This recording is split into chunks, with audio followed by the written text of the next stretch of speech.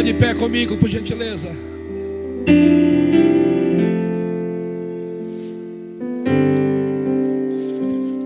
Jesus trouxe a luz que precisávamos. E como todos os outros anteriormente a Ele, e assim como Ele, em todo tempo impedido de trazer essa missão, de trazer essa luz, de trazer essa mensagem, de trazer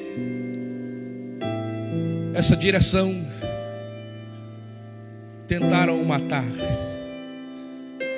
prepararam testemunhas falsas, prepararam a cruz, abriram a sepultura. Oh glória! Mas não tem como parar aquele cujo Deus dos céus tem levantado. Eu tenho uma palavra para você, onde você está, seja na congregação, seja no setor, seja no campo. Por muitas e muitas vezes vão tentar te parar. Por muitas e muitas vezes vão tentar barrar você ali. Por muitas e muitas vezes vão tentar te matar, te crucificar, te apedrejar, te caluniar, abrir uma cova, te jogar dentro. Pode até chegar até esses finalmente, como fez com Cristo, mal sabendo que o propósito era muito maior do que a perseguição. O propósito era muito maior do que as pedradas. O propósito era muito maior do que os açoites. O propósito era muito maior do que os algozes. O propósito era muito maior do que a sepultura. O propósito era muito maior do que a cova. Portanto, não há cova, não há cruz, não há pedrada, não há açoite que pare aquele cuja missão é levantar o terceiro dia.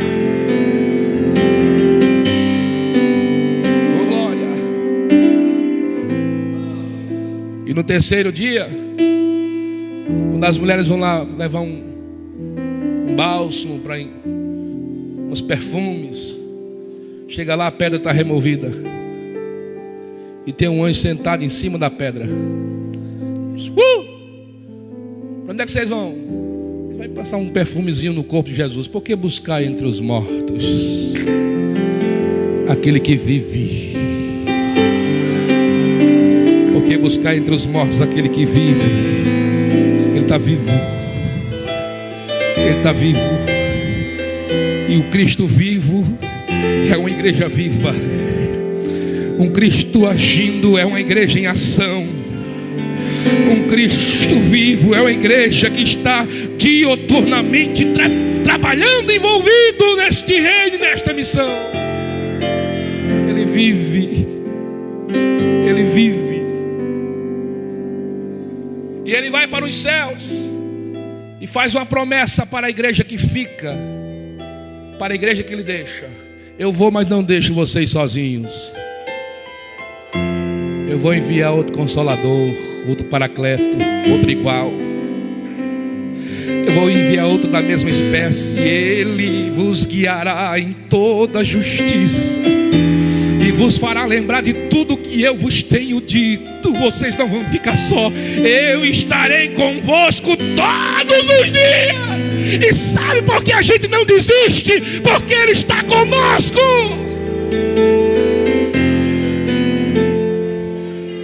Ficai em Jerusalém até que do alto sejais revestidos de poder. Eles estão orando. Cerca de 120 homens. 10 dias depois, eles vêm descendo sobre ele o Espírito Santo e pousar sobre ele línguas repartidas como que de fogo. Eles falavam em línguas conforme o Espírito lhe concedia que falassem. E aí eles recebem nesse exato momento uma capacitação para a missão extraordinária que Jesus lhes deu. E Pedro, cheio do Espírito Santo, cheio, no seu primeiro sermão, 3.000 almas se rendem aos pés de Jesus. Na sua segunda ação, 5.000 almas. E a igreja começa a crescer, e a igreja começa a expandir. Ninguém para essa igreja, ninguém para essa gente. Estevão, cheio do Espírito Santo, varreu a cidade de Samaria. Oh glória! Deus sacudiu ele, levou lá para o meio do deserto, onde veio um eunuco em cima de uma carroça. E a Bíblia diz que Ele vem correndo e pergunta: entendes tu que lê?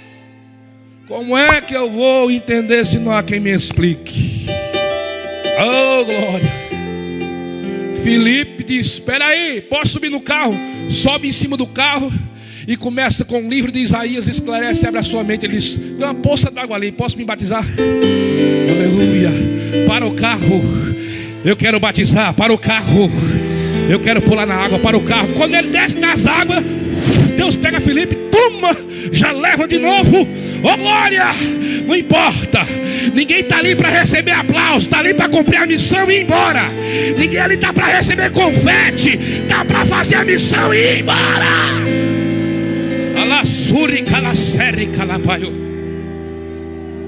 A igreja foi crescendo no mover do Espírito Santo. Paulo chegou em Éfeso capítulo 12 e perguntou para 12 homens: recebeste o Espírito Santo quando crestes? Nós nem sabemos que tem Espírito Santo, vamos saber agora. E pondo as mãos sobre eles, receberam o Espírito Santo, falavam em línguas e profetizavam. Falavam em línguas e profetizavam. Já encerra agora, chegando nossos dias, transição do século XIX, quando a igreja estava sendo ensinada pelos papas. Os papas de igreja, de costa para a igreja, ensinando latim, a igreja fria, morta. Surgiu um homem por nome Joseph William Simon, em Los Angeles, na rua Bonnie Bray. Um negão caolho, escuro, filho de escravo, começou a orar 5 horas por dia. Não tinha recebido ainda o Espírito Santo, começou a dobrar a oração. Depois de 7 horas de oração, o Espírito enche ele e ele começa a falar em línguas. O movimento foi tão grande que aquele galpão começou a encher de gente, vindo gente de tudo quanto é lugar, para saber que movimento era aquele que ele chamava de movimento do Espírito Santo. Movimento este que nós conhecemos e que Lucas chama isso de Atos dos Apóstolos. Que eu discordo, não é Atos de Apóstolos, é Atos do Espírito. Se fosse Atos de homem já tinha acabado há muito tempo. Se fosse Atos de Apóstolos já tinha parado. Mas é Atos do Espírito. É Atos do Espírito. É Atos. Por atos de homem você não estaria aqui, mas por atos do Espírito aqui estamos. A história diz que as pessoas rolavam pelo chão, ansiando e desejando pelo Espírito Santo. A casa ficou cheia, a ponto de eles procurarem um galpão 4 quadras depois, na famosa Rua Azusa 312. Simon começa a pregar falando sobre o mover do Espírito Santo.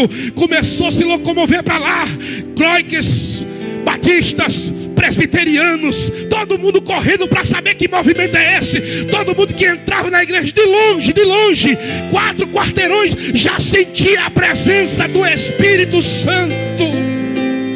A história diz que a vizinha do lado esquerdo, uma senhora de idade, que dormia às 8 horas da noite, decidiu antes ir lá conhecer esse movimento. A mulher que falava apenas o inglês chegou lá, e quando Simon viu entrar, pôs as mãos sobre ela, ela recebeu o Espírito Santo.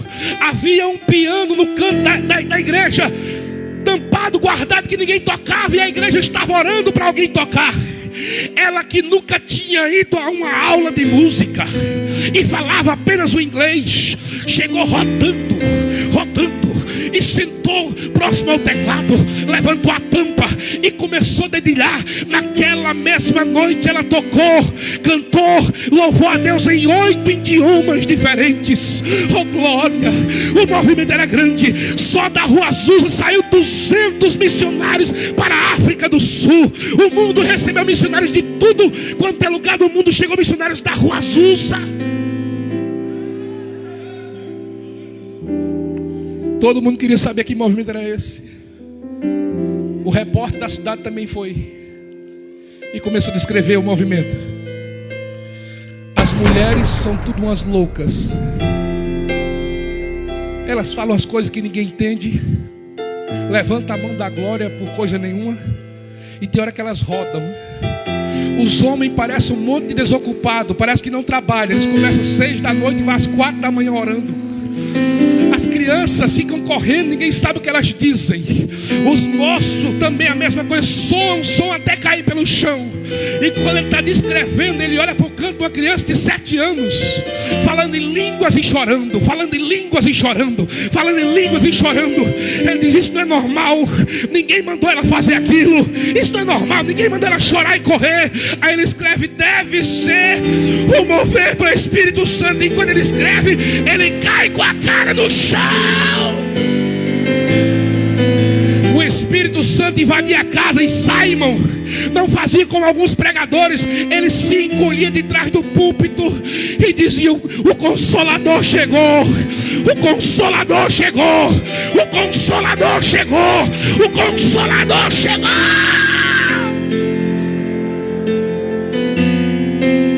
As suas pregações eram estas: nós precisamos de uma experiência nova com o Espírito Santo. Nós precisamos de uma experiência nova com o Espírito Santo. Até que chegou 2 homens em Chicago, por nome Daniel Berg e Gunnar Wingre. Foram atrás de emprego, de dias melhores de vida. Ficou sabendo do culto. Chegou lá, quando entrou, Simon pôs a mão sobre eles e receberam o Espírito Santo. Na mesma noite receberam a profecia: vocês vão para o Pará. Não tinha Google para pesquisar, biblioteca para descobrir onde é o Pará. Descobriram: Belém do Pará. Chegaram aqui, $50 no bolso, cheio de blusa de frio, cachecol, jaqueta de couro, achando que aqui era frio, um calor de rachar. Foram morar no porão de uma igreja tradicional. 6 meses aprendendo a língua nativa, a língua do país. 6 meses depois tiveram oportunidade. Quando abriram a Bíblia, e todos foram cheios. E todos foram cheios do Espírito Santo. E todos foram cheios do Espírito Santo. E falavam em línguas, e falavam em línguas. Só quem fala em línguas. Só quem fala em línguas, só quem fala em línguas. O pastor se levantou, tomou o microfone e diz: aqui nós não temos essa doutrina. O Espírito Santo cessou no Pentecoste, a doutrina do sensacionalismo. Botaram ele para fora. Mas tinha uma irmã na igreja chamada Celina de Albuquerque, senhora de idade, sempre dormia depois da janta, 7, 8 horas. Era 1h da manhã, ela está acordada. Aleluia. Ela foi dobrar o joelho e disse: Senhor, o pastor disse que é mentira dos 2 homens missionários. O pastor disse que não existe Espírito Santo. O pastor disse que não tem mistério, não tem línguas. Se é verdade ou mentira, não sei, mas aquela mensagem não sai do meu coração. Vamos fazer o seguinte: se eles falaram a verdade, o Senhor me batiza. Se eles mentiram, o Senhor tira do meu coração. Quando ela terminou de falar, Deus encheu ela com o Espírito Santo, e ela começou a falar em línguas e profetizar. A primeira mulher a tirar a espada da Bahia. Ô glória!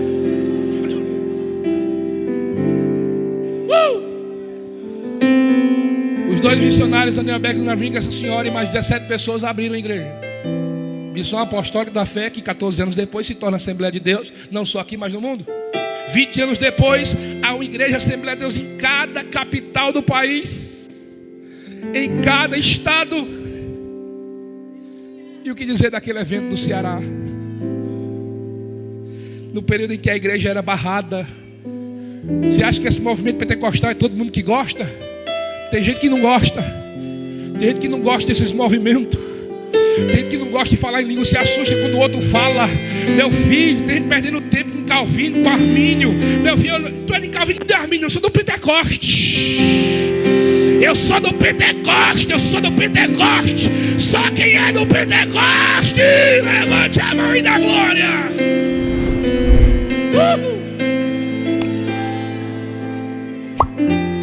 A irmã Maria Nazaré de Jesus, que deu início a um trabalho no Ceará. Depois o pastor Davi Nobre é quem assume. E aí começaram o culto ali e os padres começaram a armar confusão. Aí foi lá no delegado e disse: olha, tem um movimento aí de uns crentes, uns bíblia, uns bode, e nós temos que ir lá que eles estão ensinando besteira, é heresia. O delegado disse: se vossa santidade for, eu vou. Então vamos. Lá vai o padre e o delegado mandar parar o culto. O pastor disse: para o culto. O delegado disse: nos acompanha a delegacia. Sim, senhor. Vamos, igreja, eles são autoridade. Mas não vamos parar o culto, vamos cantando. Aleluia. O padre na frente, o delegado atrás e a igreja no meio. Eles cantando o hino bem alto. O povo começou a colocar a cara na janela, sair para a rua, um monte de curioso, e diz: olha só, os bodes estão cheios de autoridade. Olha só, em pleno domingo, o padre fazendo procissão, o delegado escoltando e o povo cantando a Deus. Ninguém para essa igreja. Ninguém para essa igreja. Enquanto o Espírito Santo estiver aqui, ninguém para essa igreja.